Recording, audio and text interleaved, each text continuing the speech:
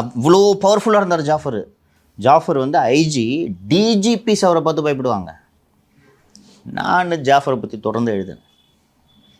அப்போது தான் சவுக்குன்ற பிளாக் ஸ்பாட்டே தொடங்குறேன் நான். அப்போதெல்லாம் இந்த யூடியூப் இதெல்லாம் ஒன்றும் பாப்புலர் ஆகலை. பிளாக் அப்போ எழுதுவார்கள். அப்போதும் இந்த பிளாக் எழுதுபவர்கள் இலக்கிய விமர்சனம், திரைப்பட விமர்சனத்தை எழுதுவாங்க. அப்போது நான் படித்த கவிதை, அப்புறம் ட்ராவலாக்ஸ் இதெல்லாம் எழுதிட்டு இருப்பாங்க. பொலிட்டிக்கல் ஆர்டிக்கலை முதல் நான் தான் இன்ட்ரடியூஸ் பண்ணுறேன். போலீஸ் டிபார்ட்மெண்ட் நடக்கிறத எழுதுகிறேன். செம்மொழி மாநாடு கோவையில் நடக்குது. செம்மொழி மாநாடு கோவையில் நடக்கும்போது ஜாஃபர் அங்கே இறக்கி விட்டுட்டு ஃபார்ம் ஹவுஸில் போய் ஒரு பார்ட்டி பண்ணிகிட்டு இருந்த விவரத்தெல்லாம் எழுதுகிறேன் நான். அப்புறம் இந்த கருணாநிதியோடு இருக்கக்கூடிய நெருக்கத்தை பயன்படுத்தி கொண்டு ஜாஃபர் சேட்டு அவர் மனைவியை சமூக சேவகர் என்ற கேட்டகரியில் திருவான்மியூரில் 2 கிரவுண்டு சகாய விலையில் இடம் வாங்குறாரு. அந்த ஜிஓவை எடுத்து பப்ளிஷ் பண்ணுறேன் சவுக்கில். அப்போ தான் சவுக்கு பாப்புலர் ஆகுது. அது வரைக்கும் நான் ஏதாவது இந்த போலீஸ் பற்றி எழுதிட்டு இருப்பேன். சவுக்கில் அந்த ஜிஓ பப்ளிஷ் ஆன உடனே மறுநாள் காலைல 7:30 மணிக்கு அரெஸ்ட் பண்ணிட்டாங்க. இதே போல் தான் நான் போதும் 2010ஆம் ஆண்டு நான் கைதாவது நினைவு இருக்குது. 2வது முறை கைதாகிறது.